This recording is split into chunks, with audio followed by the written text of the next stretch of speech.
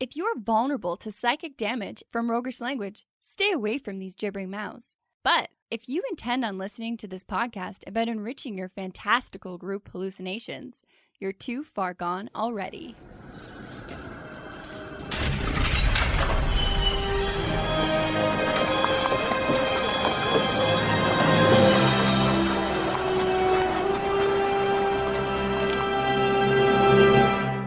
Your next game is going to be a geometric nightmare, and here's why.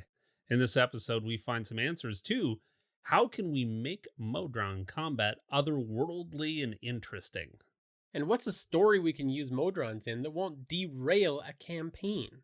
And what details can we pepper in to use Modrons to their fullest potential? Welcome to the Hook and Chance podcast. I'm Travis. And I'm his brother Jordan. Today we're talking about fighty robot folk. In the plane of Mechanus, they're gonna punch you dead. Oh, thanks for that terrible rap, or whatever that was. It wasn't a rap, it was just a structured way of speaking. A very lawful approach to... Direct. Yeah, sure. Yeah. Well, in the last episode, we talked about beefing up Modron culture. What is it they're all about? We brought up all kinds of problems. Right. Mostly mine. I'm full of problems. Creating a culture that we could actually use in our games. That was the whole structure of the episode. Yeah, because generally I need to be coerced. Right. Yes, you're very angry at all things in nerddom, and we need to coax you out of that with our episodes. That's why we make them. Yeah. So we want to figure out now how Modrons might engage in combat and make a good Modron encounter. Right, because we do have some problems with the way Modrons fight in the stats as they're written now. Yeah, unfortunately we have more problems. Because, I mean, the Modron, just in case you're not familiar, there's 5 different stat blocks for Modrons in D&D, and it goes from monodrone all the way up to pentadrone. Yeah. So the monodrone, the simplest version, fights with a dagger and a javelin. And they worked their way all up to the pentadrone, and they got totally wild by removing their weapons, giving them an arm attack, and allowing them to spew some gas. Yeah, they're just like, no, we're going to take away your weapons, and we're going to give you slap and fart. These ones don't even get daggers. Yeah. Okay, sure. And some have wings for some reason, and other ones don't. Yeah. And there's just like, there's very little... For a lawful creature, there's not a lot of logic that goes into how they fight. Yeah, and I mean, all of this, if I didn't know all of the reasoning behind Modrons, I would say, I guess they have similar tactics to goblins? Like javelins and daggers? Which is weird. You've taken these like incredibly basic, fairly rudimentary organic creatures from your fantasy realm who would very naturally have daggers and or spears. Yeah. And then this creature from another plane of existence that breaks all laws of reality and time and things like that, they also use a sharpened stick. A sharpened stick. And a bow. Something that the monkeys figured out 50,000 years ago here on Earth. In a world of unlimited magical imagination. That's what we're going with. Yeah. So, how do we fix this? Well, before we get too wild and wacky here, we have to keep in mind that we don't want to make Modrons so complex in battle that they're a nightmare to run for a DM. Because I could easily go into that territory. That's what I want to do. Well, you're right, though. When we start breaking into like these higher concepts of like time and space and, we're imagining Mechanus to be a really foreign, really interesting place to be, with rules that don't make sense to those on the material plane. Yeah. Now all of a sudden, a battle map does not work for me. Now I need something that handles height and distance and somehow time as well. So a fourth dimension of some sort in the mix. Yeah, we need a battle map that doesn't yet exist. It'll exist in 3,000 years. Yeah, do you have a 4D battle map? No problem. So yes, our goal here is to find that nice sweet spot, some kind of middle ground that, still startles and confuses players. That you're not fighting goblins here. There might be some kind of underlying logic for them to figure out. It could be kind of like a puzzle if they want it to be. And we can even do that to the point where, the goal of Modron combat, I think we agree that it's never to just kill a bunch of Modrons. Yeah. They're a puzzle to be solved. Right. But not an annoying puzzle to be solved. And hopefully, this is a tall order. This is a little bit of a daunting task. But hopefully we can hit that middle ground, figure out some of these problems, and resolve them in the Kinship Camp. This is Kinship Camp, where rich histories and diverse quirks are explored between weary adventurers around the safety of the fire.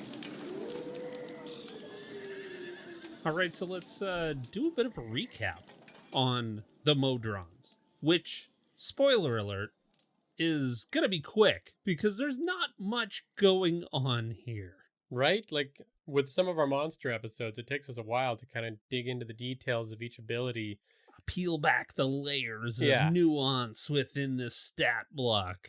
But with this, there's 5 stat blocks that we can summarize real quick. I'll give it to you.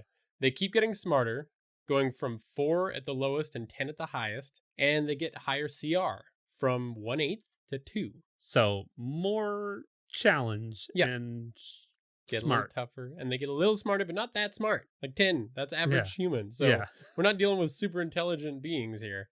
Some of them have flight, and don't think that it goes in a sequential order because like the first one gets it and the fourth one gets it and what? Correction. Don't think that they go in any kind of lawful approach, despite the fact that they're the most lawful creatures. Exactly. The monodrone, the basic, and the best, the pentadrone, both get flight. The quadrone, not the pentadrone. Oh, yes. The fourth one up. My apologies.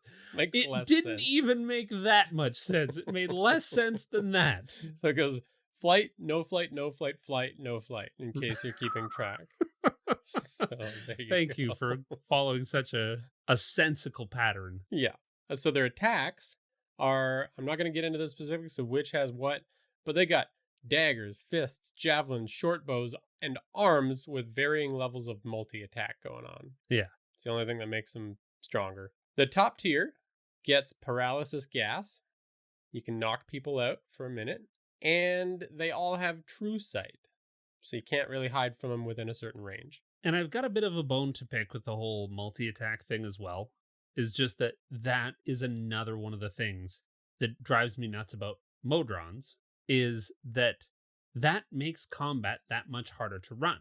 If I've got 10 various types of Modrons on my battle map, and in order to make them better, I haven't given them any better abilities. I've simply given them multi-attack because, for instance, one of them basically gets their multi-attack as they make 4 short bow attacks. That's 4 attacks that I have to roll as a DM for the one of the 10 that's on the current battlefield. Yeah. So in a typical Modron combat, where I've got some enough to pose any kind of threat to anyone, it means that I am sitting there for a solid 10 minutes trying to just add up all of the damage and roll multiple dice until my, I get some kind of carpal tunnel or repetitive stress injury from rolling so many goddamn dice. It's going to get bad.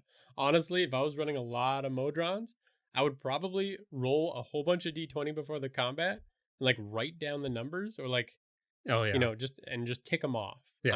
I'm not rolling that much in combat, and then I'm using the average damage dice. I'm just like writing down each attack, and like if I were to run them as written, that's probably what I would do. Yeah, 100%. Anyways, let's get on to the constructive bit. I think we've broken Modrons down enough. And we have, but I still think they're so fun. They could be good. Yeah. So let's figure out some more motivations, because that's the first major sticking point that I have is, as a DM, why the hell are they attacking? Do they just go, that was unlawful attack? Which, talking about lawful, a problem that, sorry, you said we were done being reductive, But the whole lawful thing, Modrons are supposed to be all about law. Well, I find that really challenging because in my mind, law works like a tool to decide what is moral and immoral. So when you don't have good and bad in that equation, there is no law for law's sake. I just don't get it. Well, not even moral and immoral. It's what is right and wrong based on a particular regional subset of a rules, society. of it's culture. just like, this is what we've decided. So do we have to go to universal scale? Is that what the Modrons are enforcing? So all we can figure is, the universe is based on math. They follow logic, mathematical rules. Physics. Yeah, all of that kind of stuff. All that to say, we need some other motivations for why you might be fighting Modrons. One of the most interesting reasons for combat, we were thinking, is to rebuff those that have found their way into Mechanus. Right. Because we discussed in the last episode how they largely want to stay secret. Yeah. And so a party is going to need some kind of reason to enter Mechanus, which could be, they're trying to get from point A to point B, and Mechanus is a cool, fast form of travel. It's going to get them there real quick because it's a fourth dimensional wonderland. They might need to obtain some secret knowledge about the building blocks of the universe for some other quest they're going on. Right. Trying to defeat a dragon, so let's figure out how to pierce the heart of a dragon without piercing its skin. They have the secrets in Mechanus. And I think another possibility could be resisting those stopping their efforts on the prime material plane. They're visiting the material plane to collect genetic samples or geographic samples, trying to make sure that everything is functioning correctly. They're trying to, like we discussed in the last episode, potentially help their own evolution by collecting all kinds of information from across multiple planes. Yeah. Should anything get in their way, they might see that as a problem that is worth fighting. And maybe they're even going so far as to try to disguise themselves on the prime material plane. They're playing like 3 kids in a trench coat.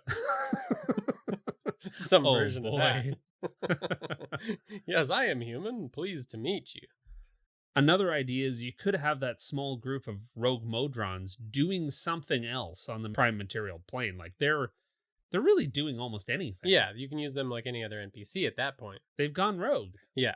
Mechanus and Primus and the rest of the Modrons are probably going to have a problem with that. So there you get into some like, do we have to help these Modrons stay on the prime material plane? Do we have to disguise? Like, there's lots of different reasons why the rest of the Modrons may have a problem with that and why they may come to blows. Yeah, like maybe you create one of them as a lovable NPC that the party then just wants to help. That creates all kinds of Primus adventures. I think no matter what we do, we need one lovable Modron NPC. With their pet cube. I just want the players to find an emotional attachment to this creature so that I can utilize that and exploit it at some point. Very good. Yeah. I'm a bad man. It's the best DM tool. Yeah. Love. The lesson is just never love. Yeah. I think the next thing we got to do to make these little robots make a little more sense is to change the flavor of their current attacks and abilities just a bit. Like, we don't need a total overhaul here. We don't need to even change their stats if we don't want to. But I think a basic reflavor, we could make them seem coherent and logical and fall into line with that advanced being and not, someone sitting there sharpening a stick. Yeah. I mean, there's a couple of different ways that we could look at this. And like we kind of talked about in the last episode as well, like they have access to things like positioning in the fourth dimension. They can move things and freeze things, and like they can see things and travel through spaces differently than any other creature in the monster manual can. So like you say, it doesn't have to be a ground up rebuild, but it's definitely reflavoring, because I don't want to do a multi-attack of a bow and an arrow 4 times. Well, the first one I think is they have a disintegration ability that I didn't even mention because it's not too big of a thing, but if they die, their body disintegrates into dust, leaving behind its weapons and anything else it was carrying. But I see that as more of a phasing out of the third dimension kind of thing. Right. Rather than a turning to dust. I don't really get that. Yeah. I mean, I get where they were coming from. They're like kind of robot-y biological things, and they fall apart, and then somehow that turned into dust. Yeah, and maybe it even leans into the secrecy part. Like maybe that's by design. Yeah. With their physical attacks, like you're talking about, I think it'd be neat to have them phasing their attacks in and out of the third dimension to cause bodily harm to someone. Like, instead of shooting an arrow, you conjure an immovable rod inside a person. Yeah. That's the kind of shit that I'm after. You know, maybe it goes away after a round or two. However you want to, like, do the specific mechanics of that. Maybe it stays for a while. Maybe it just catches the edge of them and the person can tear away. And then it's sitting there as an immovable rod that they can take advantage of. And it's the actual character moving that's tearing and doing the damage.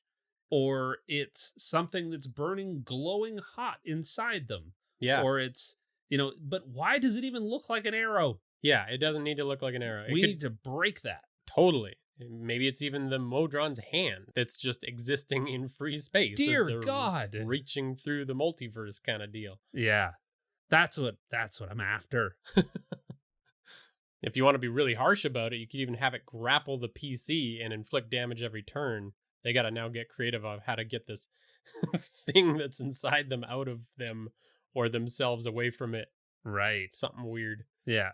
You've also got that flight speed with a couple of the Modrons that I would they have wings in the art, and that just rubs me the wrong way. I'm very sorry, but I don't imagine Modrons flying around. I imagine them maybe like tucking in all their limbs and then just moving at like 90-degree angles. I love that because half of us, or a good chunk of us, play using battle maps on a grid. Yeah. That makes it's like a meta nod to the fact that there is a grid when the Modrons move in perfect 5-foot chunks. Yeah, they go in straight lines. Absolutely. Yeah. But I think there's still a lot of opportunity for us to build on top of the Modron for those that aren't purists. Well, I mean, if you're a purist, you're probably done with us. Done. You stopped 10 minutes ago. You stopped on the second episode. But if we could add some abilities to the Modrons to excite them a little bit, make them a little bit more interesting, and also stop that player that's like, I know all about Modrons.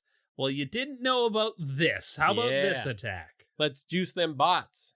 So, what do you got? Let's start by the little bit of that Flatland inspiration with like a 2-dimensional ability, I'm thinking. They gain the ability to slip into cracks or predetermined pathways if you're in Mechanus, because they're literally becoming 2D. They're becoming flat. Right. They're just a cardboard cutout of a Modron now. If they turn to the side, they've got cover. I'm thinking of another ability which makes them invisible to one player. A single player can't target a particular Modron because they are entirely flat. Yeah. And they're lining themselves up with one player's viewpoint, but not the others. Totally. Yeah, I like that little tweak to it. They choose who to direct their 2D at. Right. And then if we take it down to 1-dimensional, I think you could give them the benefits of invisibility because they're turning into literally just a line, vertical line. You can't see it. It's moving around. They pop back into 3-dimensional space. Well, how about the ability to become an ultimate pickpocket? Like we were talking about with an attack being their hand, kind of reaching through physical space in a 4-dimensional way. I think I would have the Modron able to roll a sleight of hand with advantage against any creature that, they're aware of, so they can try to steal an item on that person. I like that. Like they snatch anything from your bag or your pockets or strapped to your belt.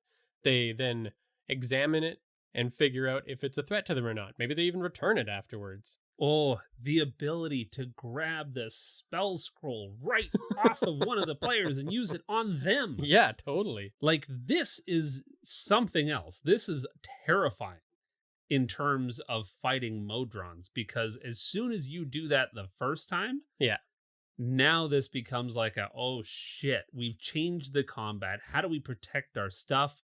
Holy crap, you've got that, necklace of fireball that's got like 6 more charges on it. Yeah. Like, that is a terrifying Danger idea. zone. Got to figure out a way to stop that. I mean, you even got the barbarian with some kind of magic sword holding it out. Oh. Tries to disarm him, and all of a sudden this little monodrone is waving around a flaming sword. Have at you. Oh, man, that's chaos. Love it. What about how they move? Going back to what we were talking about with ants in the last episode, I think that if anything blocks a Modron's path, they're going to link up and achieve whatever shape is necessary to overcome the obstacle. Yeah. You can't hide behind shit. They're turning into bridges and rafts, and they just Lego together. Yeah. Yeah. I love that concept. And since the last episode, we even learned that some ants that travel a lot create bivouacs to be a little breeding ground for the young ants to keep it the right temperature and the right circumstances. This blew my goddamn mind. Yeah, especially since you were just mentioning a Modron door, these bivouacs have doors and windows to help regulate the temperature. What? Yeah. And they raise their young inside a pocket that is made out of other ants. Purely out of ants, yeah. So they made their own colony hive. They made a building. They made an apartment block that travels with them out of them. Yep. This is the kind of shit that, really blows players' minds. And they're just like, what the fuck actually is that crossing the plains over there? We're going to have to go investigate. And if we get into what exists in Mechanus, I'm thinking, every literal thing could be made of Modrons, and players only realize it when the pure metal steel-looking bridge they're crossing, all of a sudden 800 eyes open on it. Yeah, and especially when you start to consider that, like, within Mechanus, when we tweak that fly speed to be just upward movement, right, and then we combine that with the idea that the Modrons, especially the monodrones, are kind of the basis of a lot of the buildings and a lot of the structures. Yeah. Again, you've got one monodrone that's like, I am a window and I'm doing great. Like, I'm always going to be here. I'm doing my job as best I can. Now you add this ability to not be attached to the ground, and you've got an otherworldly space. Yeah. Enough of this idea of these gigantic gears that are turning. Like, I have a problem with that because it feels very flat earthy to me. I don't understand how the physics could possibly work. So, but I can, weirdly enough, wrap my brain around just these different buildings and blocks made out of monodrones that are just floating. Right. And that's why it's really goddamn hard to traverse Mechanus. Yeah. Because you need a road that goes upwards. That spins topwise so that you can rotate it topwise. Yeah. Absolutely. And we think that you can obviously have your Modron fights with as many Modrons as you want, but kind of a neat tactic that we think that they could take is kind of a logical escalation to the threat. This is where you file in a little bit of that leanings towards math. Yeah. So in any combat situation, they might start with one Modron. It's almost like an investigator Modron. Yeah. Just a single monodrone, checks things out. And if that's defeated, they send in the next predetermined grouping. So you would go in with 3 monodrones. Right. And I think it'd be kind of neat. You can do this whatever mathematical pattern you like, but I think it'd be neat with those 3 monodrones in the next wave to have a duodrone with them. Yeah. It's kind of like that next level up. Then after they're all wiped out, you send in 1 tridrone, 3 duodrones, and 9 monodrones. This is a big fight now. And I love this because this kind of like escalation means, and again, I don't want to do combat necessarily with Modrons. It's like we're trying to improve combat, but we've kind of already came to the conclusion that these characters and these creatures aren't as interesting as how they behave and their culture and all of these other really otherworldly things. So I want to get across to my players that you need to be creative. You need to come up with some other way of thinking your way through these problems. Right. Because there is an endless supply of Modrons. Yeah. And they will continue this pattern ad infinitum. Right. So what are you guys going to do that isn't hit it with a sword really hard? And if it takes you a while to learn that lesson, then you're up against quite a few opponents as you're trying to creatively solve this problem. Right. And I kind of like it too, because they are weak enough that, if anyone's looking for a fight, like if you've got a player that's just like, I want to hit some shit, I'm going to do that for a bit. It's going to be pretty fun wiping out a bunch of Modrons. That's a t-shirt right there. I want to hit some shit and do that for a bit. Yeah. Sometimes that's just what you're in the mood for in D&D. All right. Now, let's put all of this into practice. We need to create a bit of a storyline, a plot line to involve a lot of the stuff that we've talked about into something that's actually applicable to our games.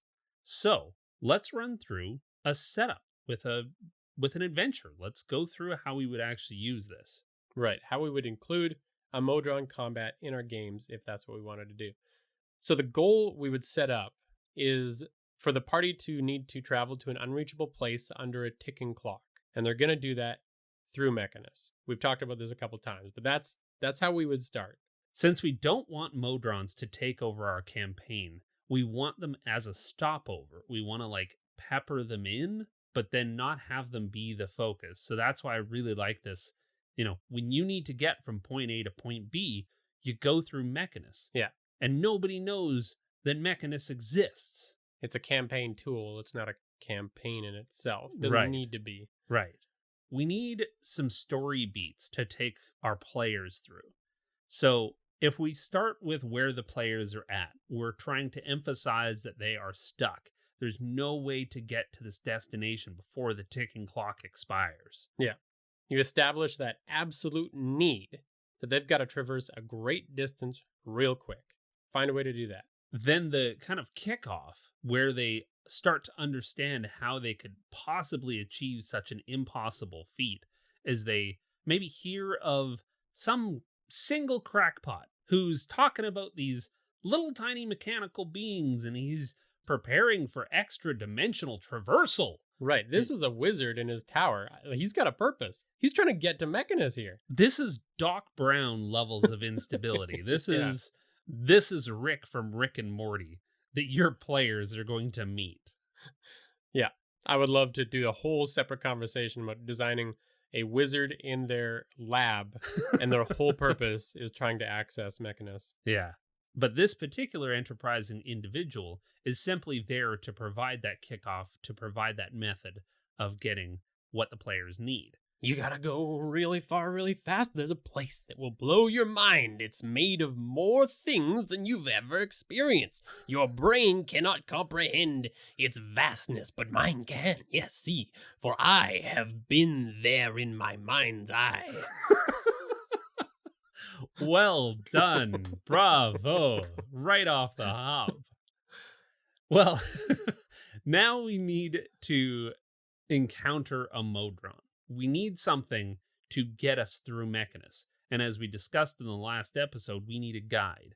We also need kind of an emotional core because we're going to do something bad to this single Modron. You monster. So players encounter maybe a rogue Modron who can act as that guide to get them through some of the portals or what have you, however they want to traverse to Mechanus and then through it.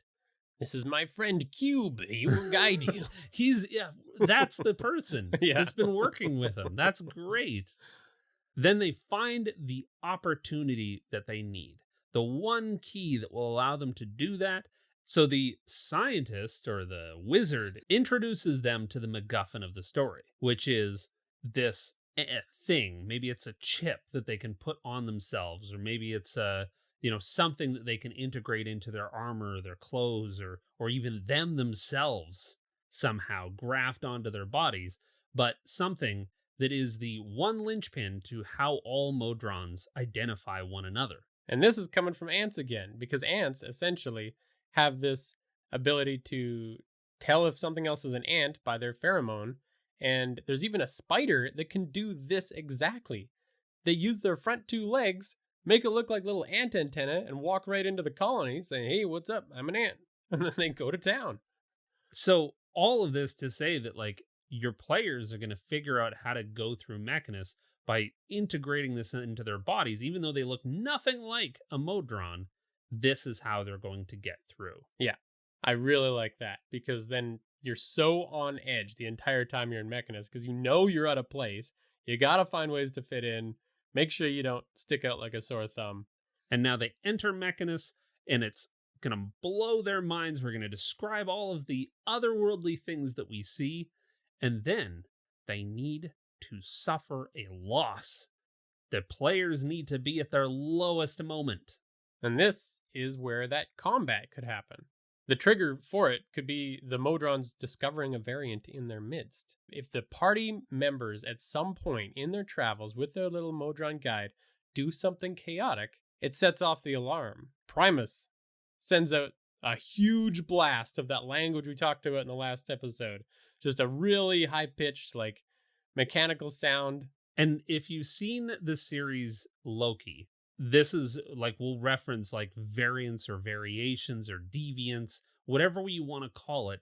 But Modrons and within Mechanus would be able to recognize when something is not right.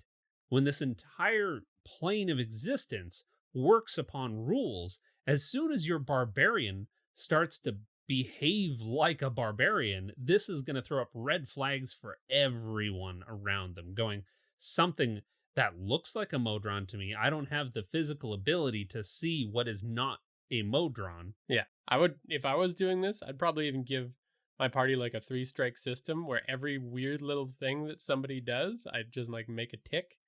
As like, yeah, the threat levels just raised a bit. I love that so much. And I would somehow try to figure out if I could broadcast that to the players. Yeah. Because that's what we need to get across to them, because creative solutions is what we're after. We're not after them to fight their way through this. We want them to realize that there is some mechanic that is going to make them a threat. It's going to make their lives more difficult if they don't try to figure it out. So I love this idea of a 3-strike system, a scale, a sliding scale that goes up and down. If they act more Modronly, then the scale goes down, then they cool off.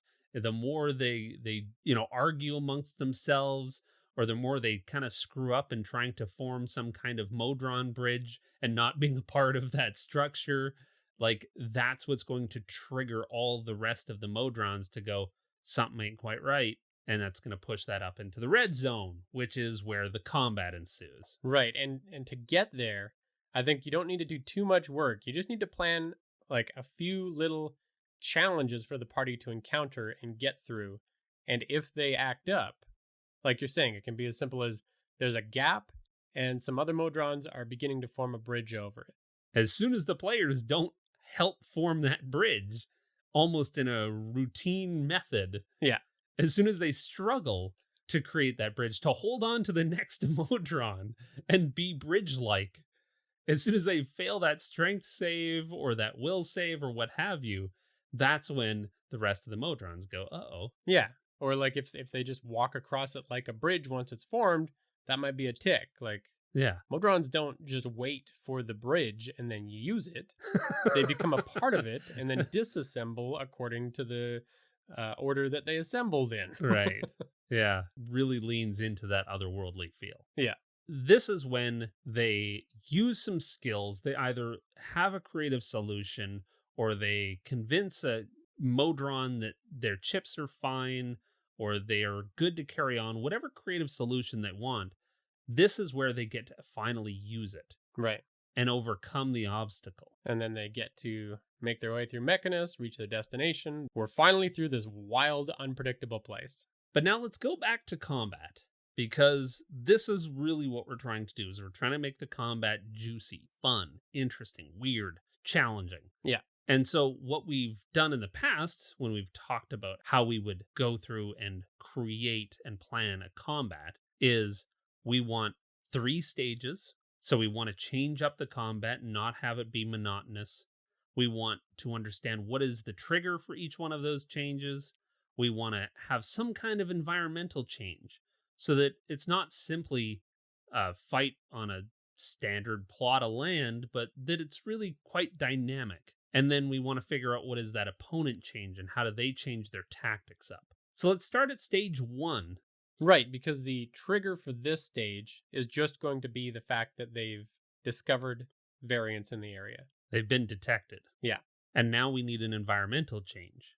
Which could be the Modrons that are creating the structures of this area to all of a sudden form into a cube that surrounds the infected zone. See, and I love this because it feels very much like the body trying to get rid of a virus in the same way that like it would send white blood cells to attack a problem. First, it has to identify what the problem is, then it attacks it. Yeah. And this feels like a very biologically computery kind of way of sectioning off, quarantining the infection. Yeah. And so they've built up this one Modron thick wall, and they're going to figure out where it is. I like the idea of that first Modron that we suggested being the combatant, being the investigator here. So like there's a bunch of Modrons in the area that were going about their business. Cube forms, they all line up. There's one Monodron starts to do some kind of a test on each Modron in a line, and they're coming down towards the party. And we kind of discussed this a little bit, and we thought this could be any kind of test. This could be a math test. This could be a logic test. You can find a lot of fun puzzles online. You could, and again, can the players help each other? Can they speak telepathically? Can they collaborate and try and help each other get through this? Yeah. Or is it something physical where the monodrone is like, I'm going to slide this razor thin key card into the key card slot of every single one of these. And if you flinch while I jam this inside you, just the fact that it goes in and out is proof enough. It doesn't matter that you're bleeding profusely. Yeah. So do the players react? Do they go along with this? Like, I really want to see what the players would do in this scenario. Yeah. And like, that's the simplest version. But I think if I were doing this, I might, like you said, play some kind of a game. Like I found a game called Chukaruma, which originates in Indonesia, that I think would be a good Modron test because it's a less than 2-minute single player game that's based on logic. You can literally just draw it on a piece of paper. I'll put a link in this episode just because I think it's kind of fun. Or even something like tic-tac-toe. I love this idea of just quickly smashing out a little logic game. Right, testing your logical parameters, making sure you're not a creature of chaos that's in here. And it really doesn't need to make a ton of sense. Like, the less sense it makes, I love this idea of finishing it and then just being like, yup, you're good, even though you're clearly not. Yeah. This is like Goliath, and it's just like, you're a Modron. You did it. And, I'm bleeding, or yeah, I figured out your weird fucking logic puzzle, and here we are. You've both. Accepted me. Like you're doing a logic puzzle as it continuously jams this key into your gut. Can you take the physical damage and solve the mental puzzle? Yeah. Yeah, this is the kind of weirdness we need to get into. And then, I mean, when it comes to the combat itself, this Modron's tactics are going to be simple. When it detects the anomaly, I think all the other Modrons in the area are going to turn into the wall. They're just going to walk towards the walls and blend in with the cube. And then you've just got your anomalies, and this single Monodron is going to eliminate it. Right. It doesn't matter if there's 5 of you. This is the process. They send in one Monodron to handle the problem, and then it ramps up from there.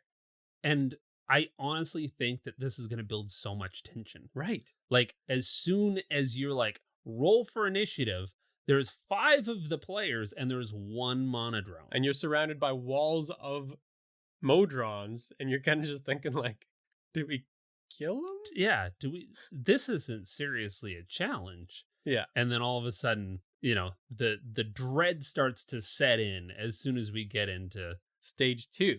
Yeah. Which the trigger for that is, defeating that Modron. If the party doesn't start getting creative, they just kill the Modron, then that next level is going to come into play, which we were saying could be 1 duodrone and 3 monodrones come out of the walls. Right. But we need an environmental change to keep this shit interesting. So The cube tries to maybe isolate some of the variants by pushing them up on pillars of monodrones. Monodrones, stack underneath the player's feet, and wherever the players move, they're going to start being pushed up and isolated. Right. So if you're just sitting there popping off spells and you're not moving, you're getting pushed up onto this pillar, and I'm thinking maybe even one comes down from the ceiling, so like they're trying to pin you in the middle. Yeah, I like that. And I like the idea of if you do move, the pillar continues to form. Like they don't cut off the procedure, they just... So now there's pillars starting to appear, making this terrain more interesting. Interesting, yeah. And then stage 3, the trigger being that those ones are defeated. Right. So now, this is going to be the biggest fight that I would get to if I was running this. Like, I wouldn't continue past this fight. Yeah. But this is that 1 tri-drone, 3 duo drones, and 9 monodrones. And I'd probably even run those monodrones as like 1 enemy at that point. Yeah, 100%. But the environmental change, this is where we need to like really get weird with it. We need the players to start thinking about creative solutions to this problem. And we want this to be the most chaotic stage of the combat. Like things are starting to get wild. So what if the cube began to rotate, like on every turn or 2 turns, depending on how aggressive you want to get with the chaos, but the cube just chunks onto its other side, forcing gravity to change for the variants for every party member, but the Modrons in this combat are just walking along the walls. Gravity's fine for them. Well, like half of them can fly, so why the hell not? Yeah. They're moving through space, basically. Yeah. I think there's really interesting use of hex maps in this whole thing. Like, I know that we maybe got to sit with that one a little bit longer, but I want to just be like, here's another hex map. Place your minis on this map. You're all on the left now. Everything is fallen unless you can fly or you have some spells that you can cast. Like, tell me how you avoid taking the damage of falling to the other side of this cube. I think that's a strong option. There's so many more ideas that start to come to me on environmental changes here. Like maybe they have the ability to force gravity into the center of the cube. So unless you have some method, you're just now floating in the middle of the cube. Or maybe the Modrons on the edges of the cube are starting to grab at you. They're trying to grapple you into place. Or there's just so many cool ideas you could run with. And then if they beat this stage, again, I wouldn't just keep them fighting. If they haven't tried to be creative yet, I think at this point, a pentadrone comes forward to converse and try to establish some other solution to this variant problem. Yeah. And maybe they're flanked by like 3 quadrones. Right. So if the party really wants to keep fighting, they can. But this Modron is about communication, solving the variant problem another way, because all of our methods thus far are not working. And I really do. I just want to see players come up with a creative solution to this problem. Is it they start play fighting each other to try and pretend like they are one of the deployed Modrons that's there to find the deviant? You know, they start attacking one of the others and highlighting them, or like I just want anything creative. And I, as a DM, am probably just going to run with that. Yeah. Do they sacrifice their Modron buddy? Do they try to pretend that they were attacking other Modrons and those are the variants and try to persuade, get the bard out front? I mean, honestly, even at this point, if that self-same Goliath barbarian just ran full tilt towards the wall and put their shoulder into it, they could bust straight through to the other side and they just book it. Yeah. I would also be super cool with that kind of solution, because I know that deep down inside, they want to fight and they want to win, but they've chosen another alternative to this very logical problem that knows that there's no end to this. Absolutely. And if that was the case, my brain can't stop. I would do like a Modron chase where your little buddy guide creates a raft of Modrons because he knows how to manipulate their systems. So you're flying through Mechanus on a Modron raft as a whole bunch of others are trying to take you down. And Let's the portal get opens up. so friggin' weird with this. Yeah. So fun. So we're really hoping that helped you as much as it helped us with thinking through how we would actually play Modrons in our games. What would we do with them? How do we make Mechanus feel really exciting and strange and otherworldly? Yeah. And I really hope that you come share some of the ideas that came to you during this episode. Come and drop those on our Discord or just leave it in a comment somewhere, because this episode got our brains going and we really want to use Modrons now. And it got some other people's brains going too, because we're really grateful that some of you have sent in your Modrons that you used in your own games and like your ideas for how to make them wild and weird and fun. And you can also, if you got any new ideas from this episode, you can also thank Lila, Leprechaun, and Dangerous Marmalade, who all came to the patron brainstorm writer's room session that kicked all of this off. Yeah.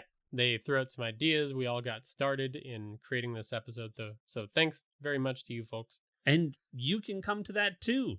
Patrons get access to the writer's room, which is a private channel within our Discord that we host a once monthly patron-only hangout where we discuss some of the new ideas that we have for the next episode. And we all sit down and we come up with some brilliant ideas together. Yeah. It's becoming really fun for me to... Yeah, they're great sessions. I really enjoy them as well. Thank you to all of our patrons: Blackthorn, First Law, Victoria O, Peacock Dreams, DM Thunderbum, Marley R, Gar the Pirate, Time Warp, Dangerous Marmalade, Zach G, No Ma'am, Michelle T, Alan E, Felix R, Chris F, The Senate, Lucas D, Lila G, The GM Tim, Thomas W, Tie-In, Heavy Arms, Eric R, Aldros, Leprechaun, and Will HP. We appreciate all of your support so flippin' much.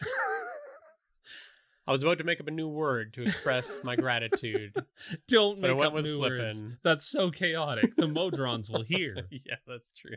As another point to bring up, sometime in the month of September, there is a new issue of Arcadia magazine coming out that has content written by myself, Jordan, and the GM Tim. We collaborated to create something that we are really, really proud of. Yeah, we could not be more excited to see this come out. We hope you'll check it out. We'll have more information about it soon. And, spoiler alert, we're probably going to be running a giveaway to celebrate the occasion. That shouldn't be a spoiler. That shouldn't be a secret. Okay. It's not a spoiler alert. I'm telling you. Fine. Yeah. We're gonna run a giveaway. We've never run a giveaway before. We don't know how to do it, so you'll have to bear with us. We're still figuring out the mechanics of how to do this thing. But on a little table in our studio is a pile of giveaway things. Treats. And delights. We've got books by Keith Amman. We've got minis of monsters that we've done episodes on in the past. We've got dice. We've got stickers. We've got t-shirts. We've got codes for really cool online platforms that are all a part of this bundle. So it's going to be good. We just got to figure out how to do it first. So if you know how to run a giveaway, maybe you should reach out to us. We're not Modrons. We don't do things logically. It's going to be a chaotic mess. Thank you very much to Tabletop Audio for the sound effects that you heard in this episode. You can follow us at Hook and Chance on Twitter, Facebook, Instagram, or Reddit. You can join that awesome community of players and DMs by joining our Discord. Thanks for listening, and come watch my brain unfold into cubes.